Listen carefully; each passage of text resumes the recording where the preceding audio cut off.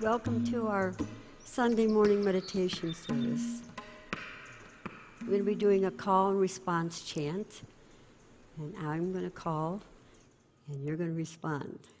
So, let's start.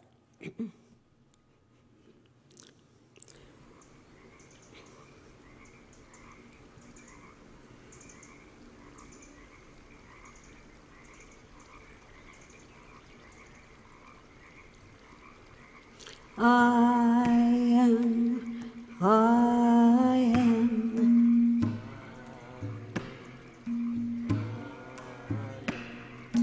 All of life is a miracle.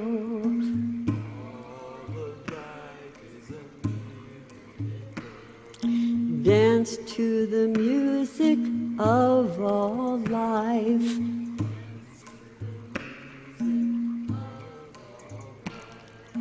I am.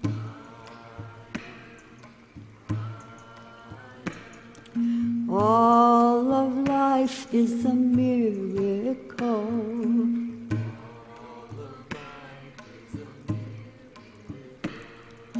Dance to the music of all life.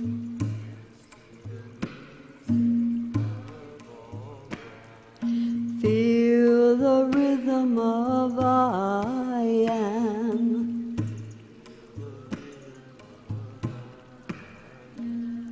Love flows through me.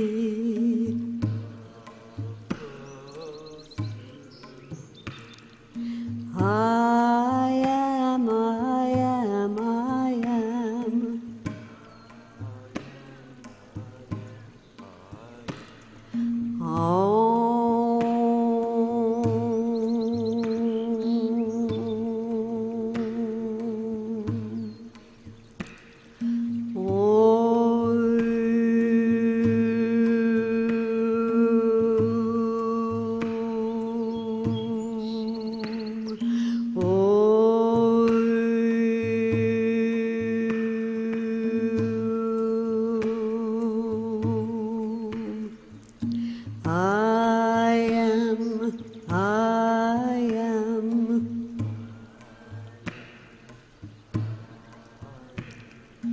All of life is a miracle.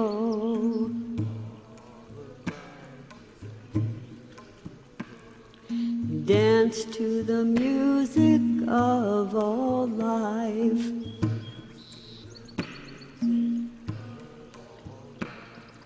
Feel the rhythm of I am.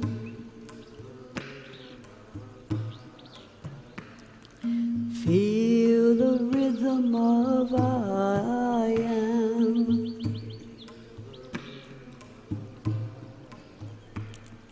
Love flows through me.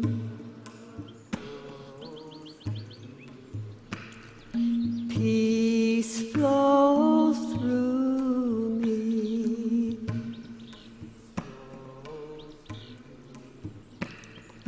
I am, I am, I am.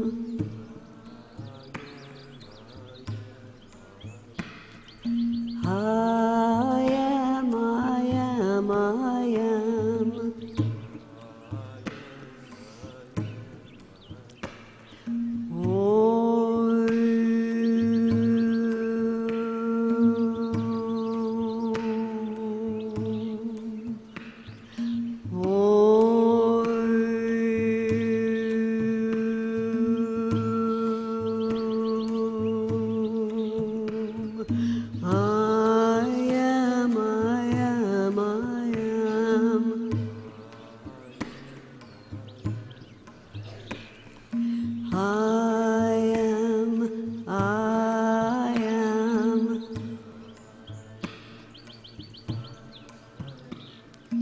All of life is a miracle.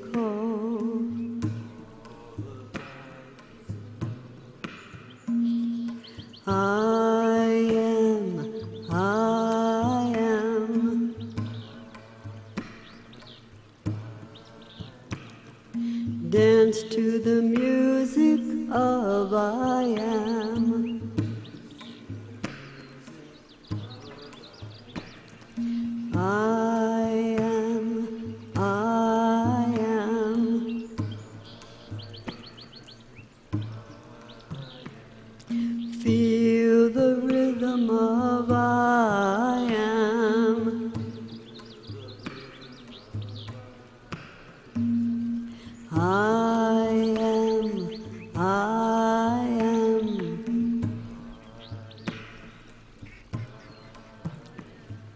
Love flows through me.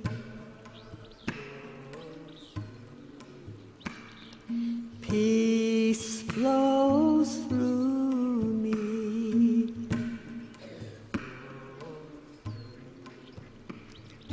I am, I am, I am. I am, I am, I am. Love flows through me.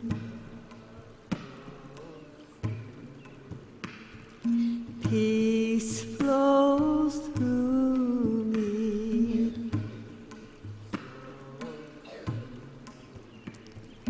I am, I am, I am.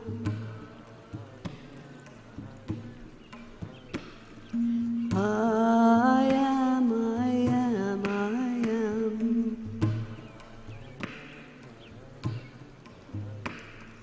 All of life is a miracle.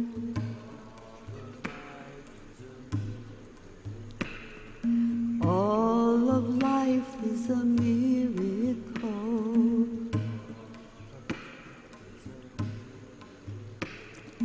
I am, I am, I am.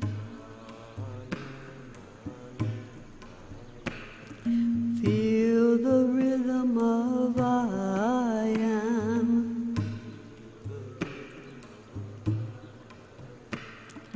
I am, I am, I am. Peace flows through me. Love flows through me.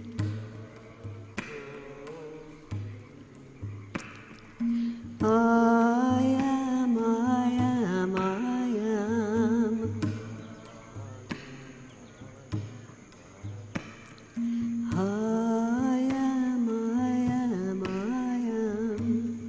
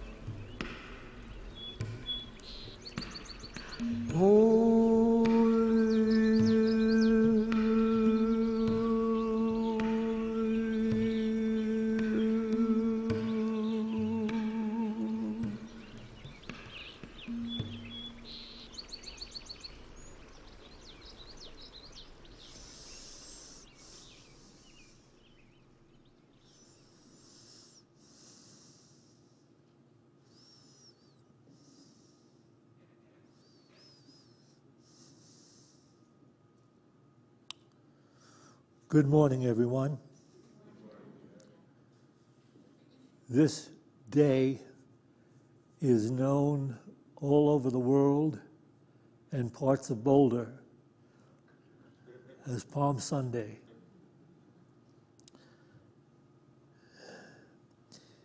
This day is the day that Christians commemorate the triumphant entry of Jesus into Jerusalem. However, most people haven't got a clue.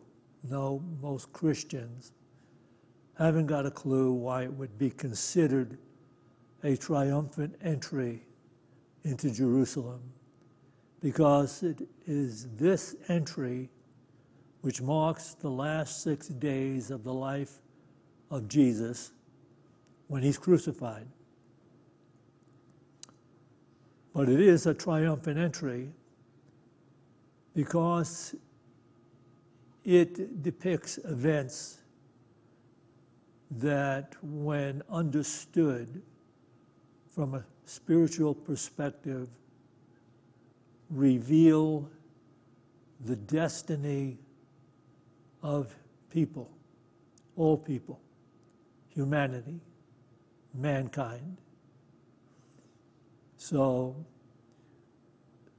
this triumphant entry into Jerusalem is a calling for us to look deeper into the meaning that life may actually hold. Is there a plan to physical existence? It seems to us from the beginning, from our initial state of consciousness, that there is no plan. It's kind of happenstance. And so it's from that perspective that so many people abandon the idea of any kind of pursuit of the highest truth. But this is revealing that higher truth. So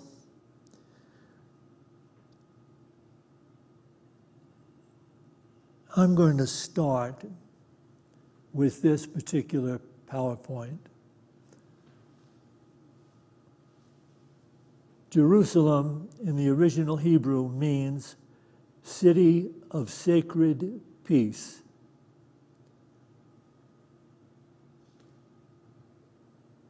That ideal of sacred peace is the same one that I am referring to when I speak of mystical peace.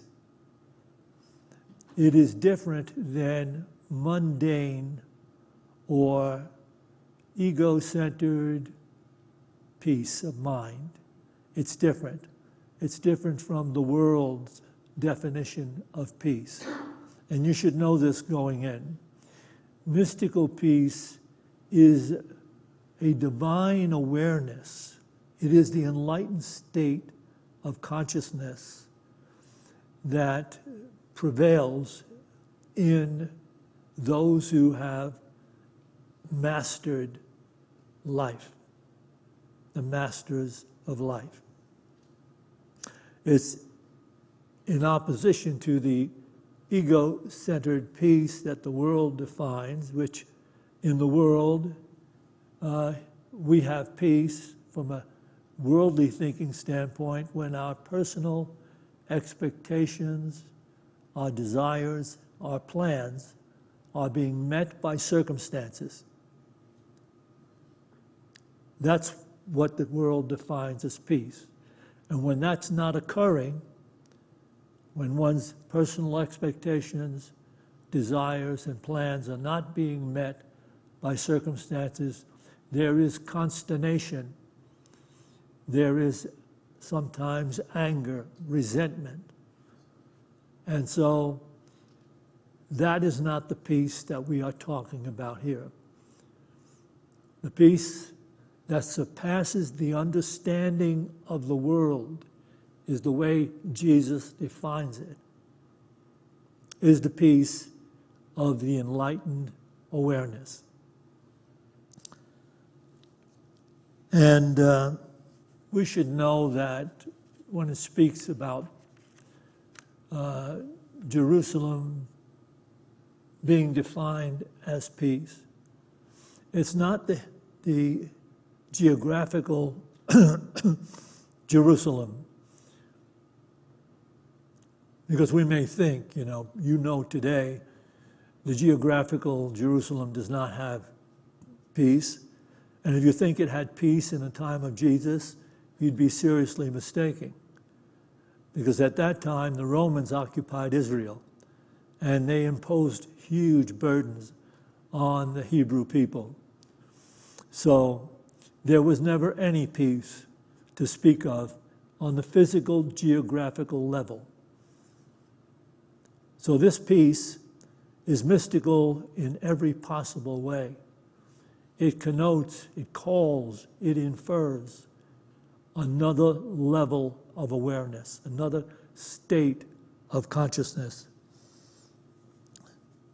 So Palm Sundays, the story of it is a grand metaphysical drama, which is a timeless drama, which means it exists for the opening up of any people, regardless of their historic level of existence, their level of even training, their level of intellectual understanding. It literally, it transcends all that. It's there for the purpose of awakening any human being concerned, interested to pursue another level of awareness, which is referred to as heaven, the promised land, nirvana, whatever you want to call it in the different religions. So you see, it requires a serious focus.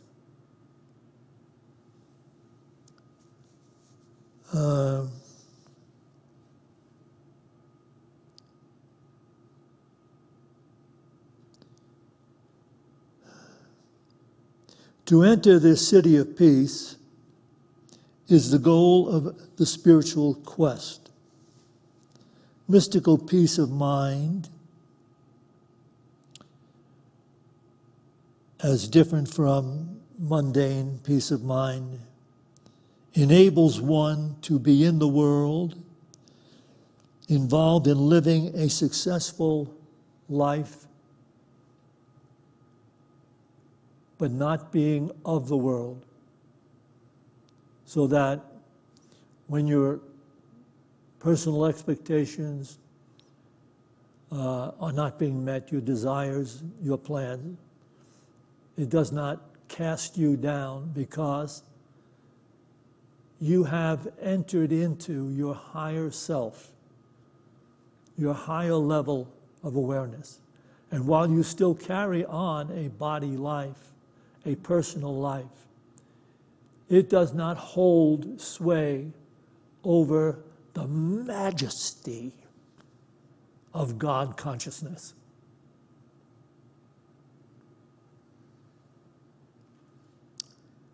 And so we have the first strong indication of entering this state of consciousness in this story of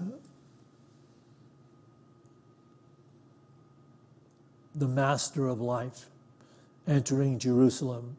You see,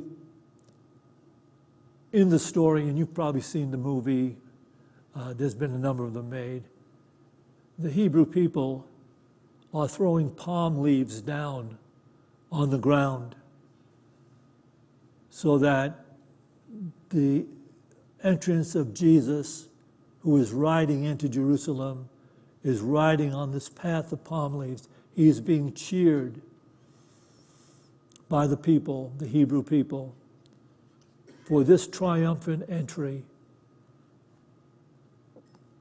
And I usually have a movie I show that's really a beautiful version of all this. It's called Jesus of Nazareth. You can probably still get it around Easter time. You should watch it. It's very well done. It's beautifully done. But I can't show the movie anymore. So I'm constrained not to show any movies or any parts of movies. But I will tell you about it. It's about, in the movie, you'll see them throwing these palm leaves down and Jesus entering Jerusalem riding on a donkey. Not just a donkey, but a really small donkey, a baby donkey. His feet are dragging on the ground as he enters Jerusalem. Think about the majesty of that prophecy. That is so keen. The triumphant entry of the Christ of life. Entering Jerusalem, what? Not on a white horse. Triumphant, riding up on the temple steps on the white horse, declaring, this is God's nation. You are God's people. No. Here's that prophecy. You may have this PowerPoint. No. Give me the next one, please. This is Zechariah 9:9. Rejoice greatly, O daughter of Zion. Shout aloud, O daughter of Jerusalem. Lo, your king comes to you. Triumphant and victorious is he, humble,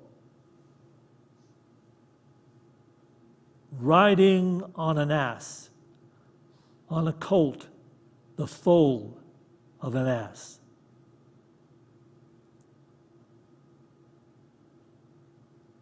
Rejoice greatly, O daughter of Zion. Shout aloud, O daughter of Jerusalem.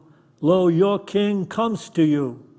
Triumphant and victorious is he, humble and riding on an ass, on a colt, the foal of an ass.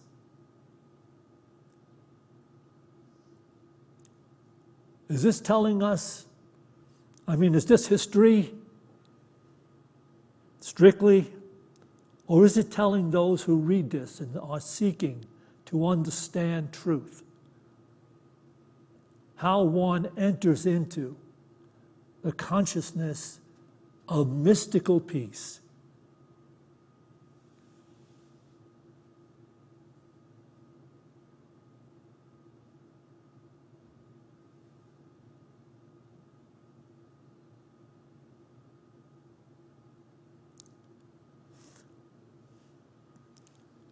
All right, now I will go back. Give me that second PowerPoint, which I missed, please. You can read this in Luke 13:31-33. This is part of the Palm Sunday story. At that very hour, some Pharisees came and said to him, "Get away from here, for Herod wants to kill you." If you're really interested in this stuff, I'll just give you a quick one. I wasn't going to go into this, but Herod represents the ego, okay? Get away from here, for Herod wants to kill you. And he said to them, "Go and tell that fox, behold, I cast out demons and perform cures today and tomorrow, and the third day I finish my course. Nevertheless, I must go on my way today and tomorrow and the day following. For it cannot be that a prophet, and that's best defined as a God-devoted disciple, should perish away from Jerusalem. It could be interpreted, should perish outside of Jerusalem. A God-devoted disciple will not perish without discovering, entering, living finally in the consciousness of God. The mystical peace of life worth pursuing. That's what that's saying. That's why it's saying it. For all human beings reading it, to look beyond the historic perspective and consider this is a universal story, a story about transformation, a story of man moving out of his initial state of limited thinking and awareness into the divine state of becoming an emissary and a representative of the divine presence we acknowledge to be God, taking God out of the sky and bringing God into the moment of life. So see this, a prophet cannot perish outside of Jerusalem. A God-devoted person, and by the way, prophet is used in a different ways. Sometimes a prophet is called a spiritual teacher, or sometimes a prophet is a devout seeker. But that's what I put in there, because it has to do with anyone whose devotion in pursuit of the truth guarantees that that person will not perish without finding that truth. But that person will find it within himself or herself.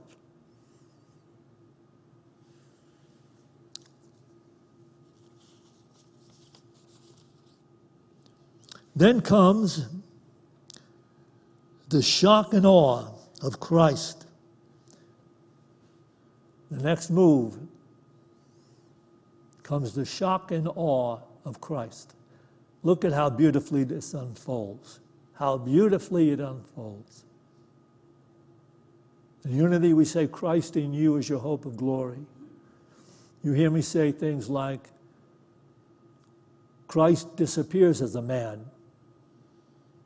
You can't read the scripture truthfully, honestly, openly, without discovering Christ disappears as a man. Jesus was a great symbol, necessary, needed, because we so think in terms of the physical in that initial state of consciousness. But slowly, as you look into the scripture, it leads you away from that. So the second coming is not a man coming again in a beautiful pearl gray robe with the blue eyes and the beard on a cloud. No. The second coming of this truth is when it comes within you. When this truth arrives fully in your consciousness. That is the second coming of Christ. That is the redemption.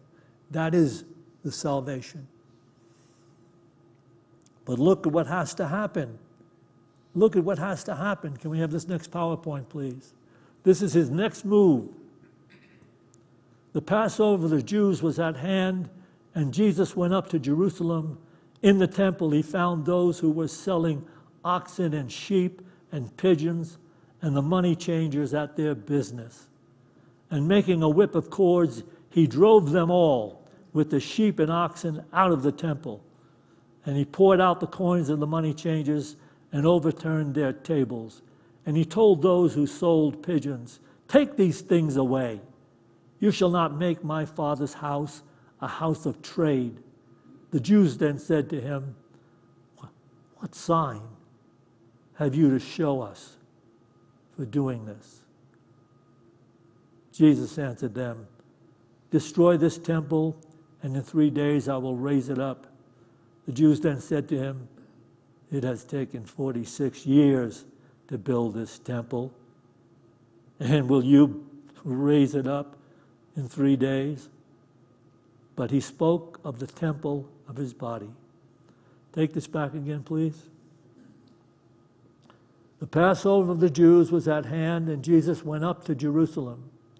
In the temple, he found those who were selling oxen and sheep and pigeons, and the money changers, and at their business.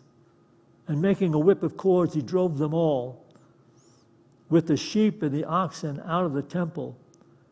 And he poured out the coins of the money changers. Okay, where is this temple if we're talking about the truth of consciousness? And that this whole journey is taking place within a person. Where is that temple? And what is Christ in you doing? What is the practice of spiritual presence? What is the practice of the truth that will make you free doing? It enters into your temple But look at what the Christ is saying in relationship to your temple. Take these things away. You shall not make my Father's house a house of trade. And that's, in the initial state of consciousness, all that anyone living is doing. All of it. In the initial, outer-directed, illusion-driven state of consciousness, the first one we were born and raised in, it only has to do with one thing. The temple, which is the mind or consciousness of the individual, is involved in trade, money changer.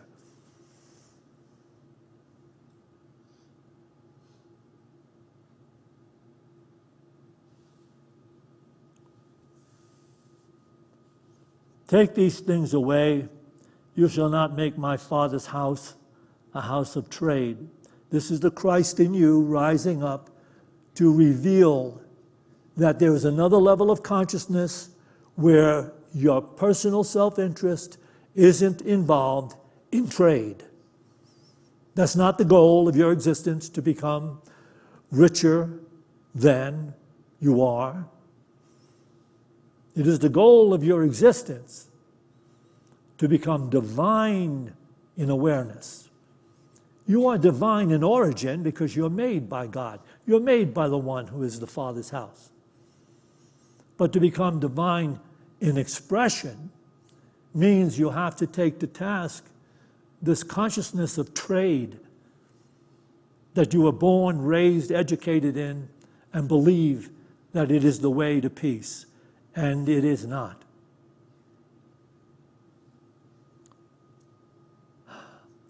Then the Jews said to him, "What sign have you to show us for doing this?"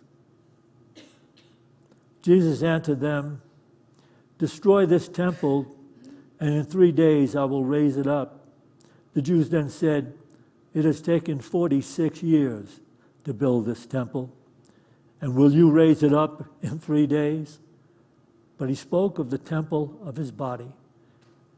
There's the temple being revealed. The temple he's speaking about is within you. It's within me. It's within everyone that was ever born and raised on the planet Earth. And we're going to corroborate that shortly. So,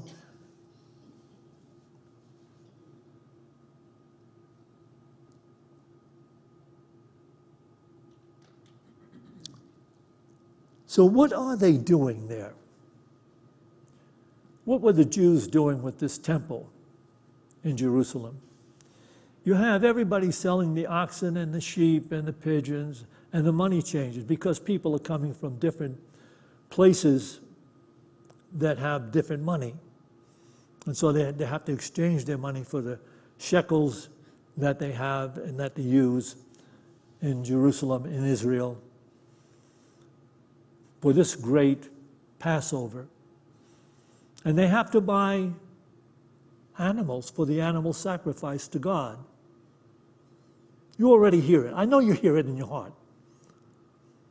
How devious this whole thing became for the priests and the Pharisees that ran the whole religious organization. They had you to buy sheep and oxen and make big sacrifices, and they wound up with both of them. They wound up with the money anyway, and the sheep and the oxen. They got it all. But really, what was the initial ideal of this? To sacrifice, listen to it, it's never going to go away, never. To sacrifice the animal nature of humanity to the spiritual nature of God. That's the ideal. But the priests turned it into something else so that we wouldn't be involved in this journey of transformation, which is necessary in life.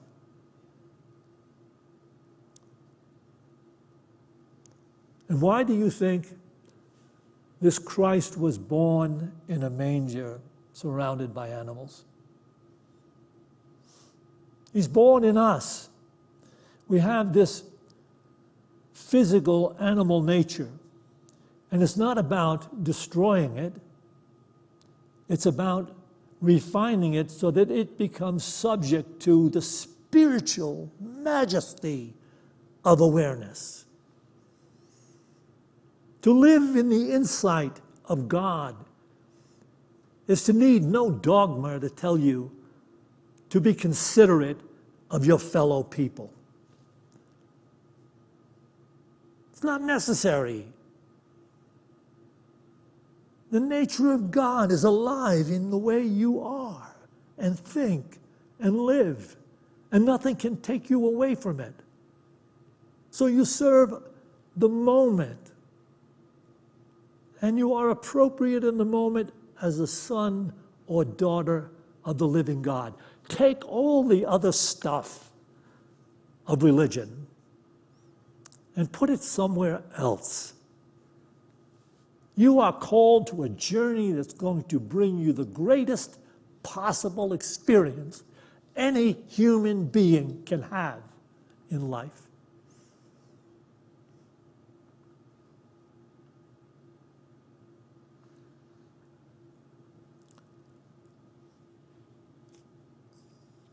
So this is the refining process of spiritual practice.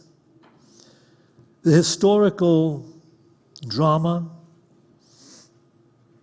is the internal drama that takes place within an individual who pursues the truth that would make that person free.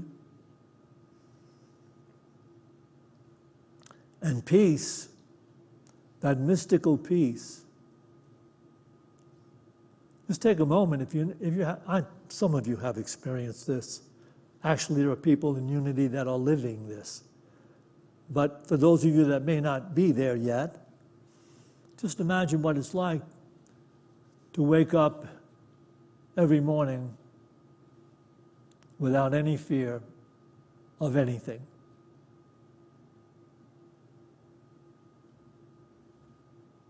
You see how the consciousness of trade, and the thinking of trade that we were born into, holds all kinds of concerns and fears for us continually. In fact, every motivation in the outer directed thinking of the world is motivated by fear. And of course, today, look at how the Pharisees of today have taken advantage of humanity's fear. Look at the commercials that the pharmaceutical industry foists on people. They sit around and figure out how to get you to change that money at the temple and make that sacrifice to them.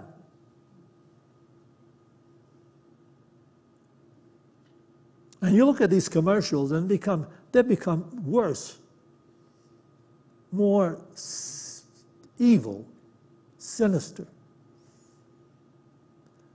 And when I listen to the one that just recently comes across the television,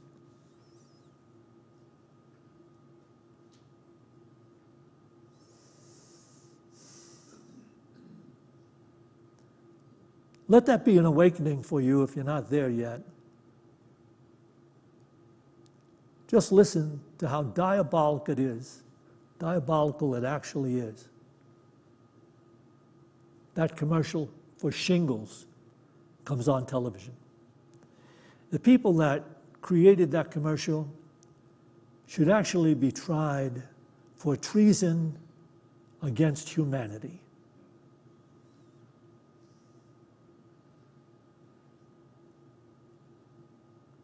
But there it is. That is the evil of the world. The personal self-interest,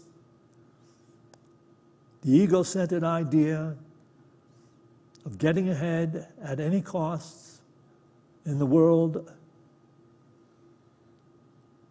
That's what we're facing. That's what we're up against. And so to cap it, I said that we were going to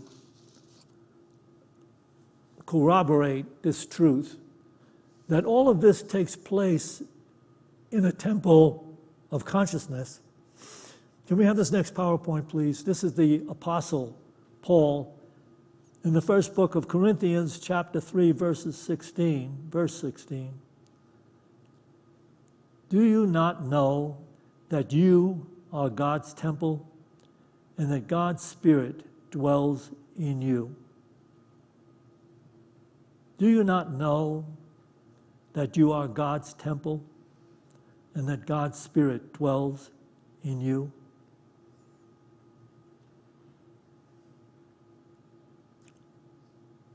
And you can be sure that lots of people don't. Those still clinging to the outer-directed, illusion-driven idea of the world, the false definition of life given to us when we're born into the world. So they don't know. And they will not know, because the whole concept that we are discussing here only begins to become apparent when we have suffered enough or reached enough frustration, or we just became curious enough to find out, is this all there is? I mean, we go slogging back and forth through this physical drama, back and forth every day trying to figure something out, to make it work a little better, figure out how we manipulate it and make it fix us. And we have very little concern about the miracle of being alive. What have we done but taken it for granted? The miracle of being alive. Let me give you a moment.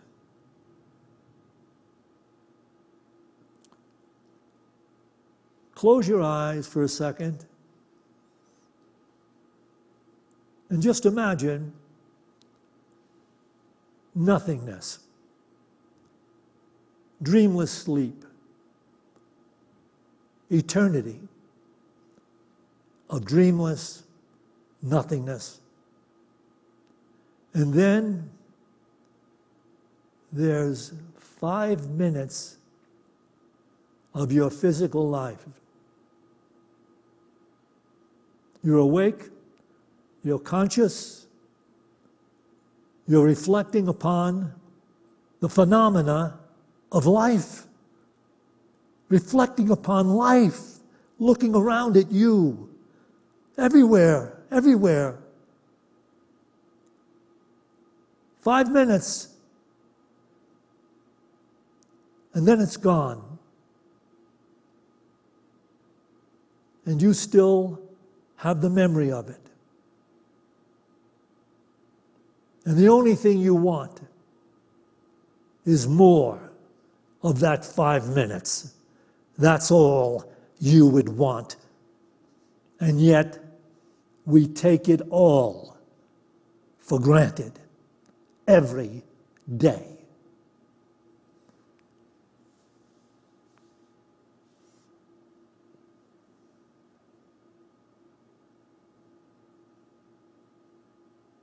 I guess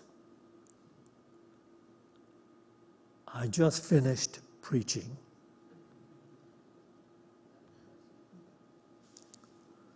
So we're going to take a few moments for meditation together. I get my partner out here. Does anyone have any questions while I'm waiting? How dare you if you raise your hand.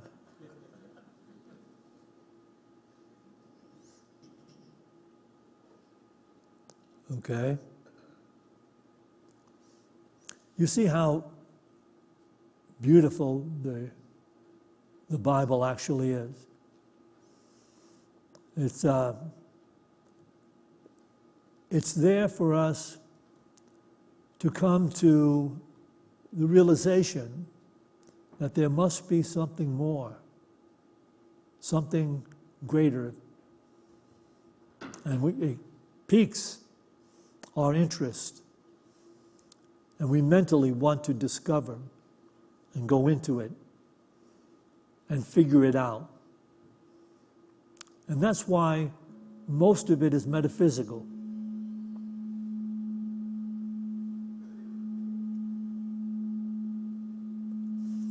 Finally, just before this meditation, if you don't get anything else about what is related here, remember this. The New Testament is not about the divinity of Jesus. It's about the divinity of humanity. So take a couple of deep breaths. And as you release your breath, release your worldliness.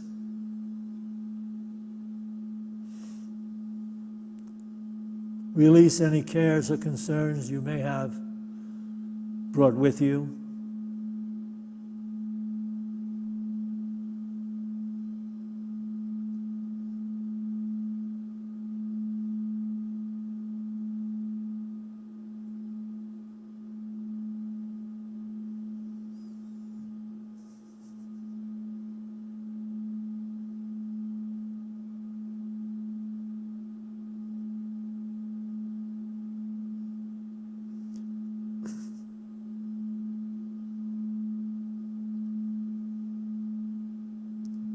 Bring gently to mind this mantra, knowing that the core of your being acknowledges it.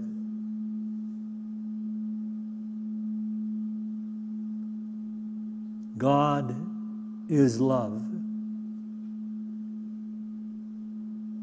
Love is true life. I am God's true life. I am.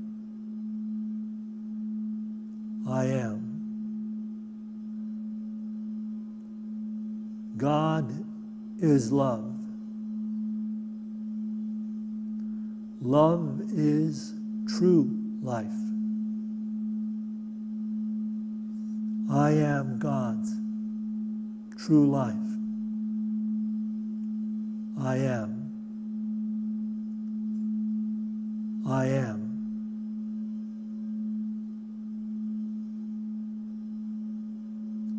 God is love. Love is true life. I am God's true life. I am. Breathing in the I, breathing out the am. Breathing in the I, time slowly disappears. Breathing out the am. Breathing in the I from the core of your being rises the simple joy of presence as you breathe out the am. Breathing in the I, allowing the moment to be what it always is to the enlightened, sacred. Breathing out the am. I am. I am. I am.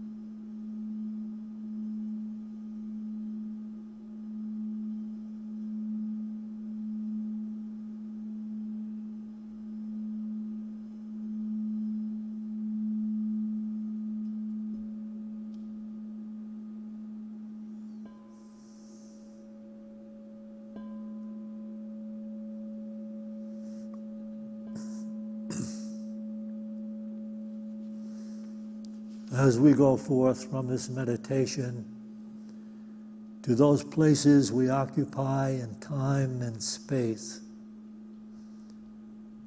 Let us go forth with a greater determination to be awake in this sacred creation. For this opportunity in every moment, we give thanks. To this we say, Amen.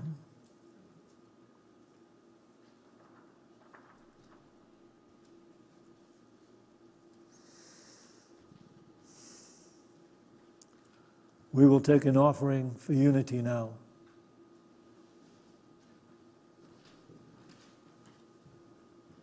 Just want to remind you that when we were in the church on Spruce Street and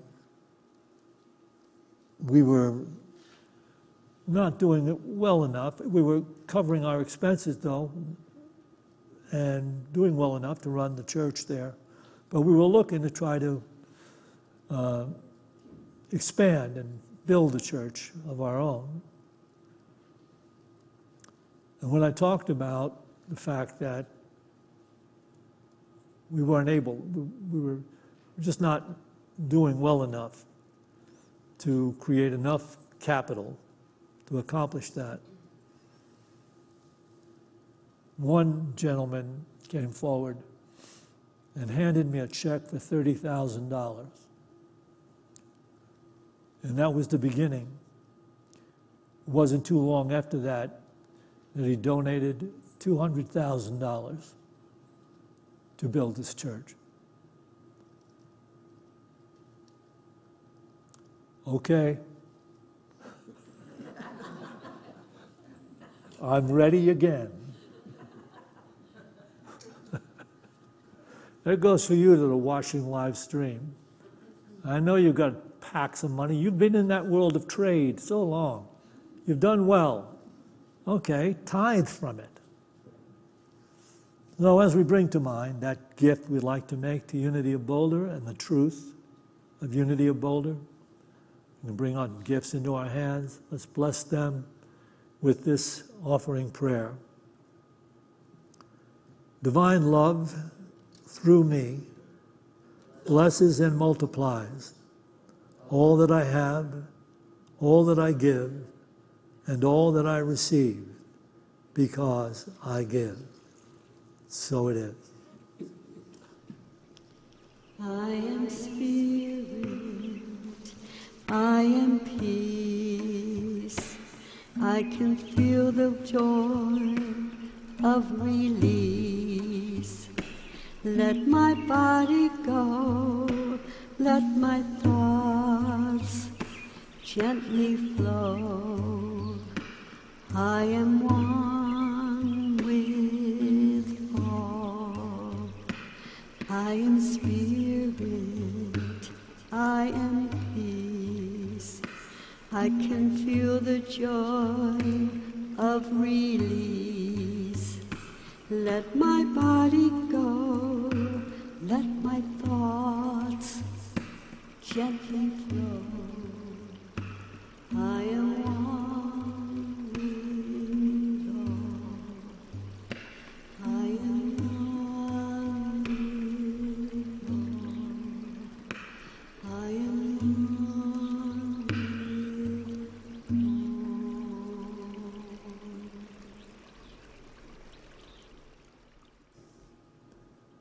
Join me now, please. We dedicate this tithe to the will and the work of the Spirit of truth, the Spirit available to each of us, the Spirit that joins all of us. We dedicate this tithe to the victory of the Spirit of truth. Amen. We will have a discussion group in Fellowship Hall.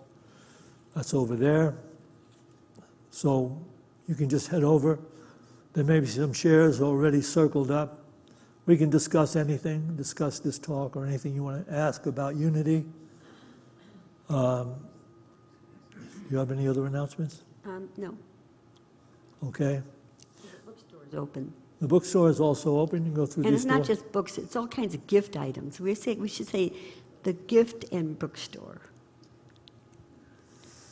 Okay. Everyone, have an enlightened day.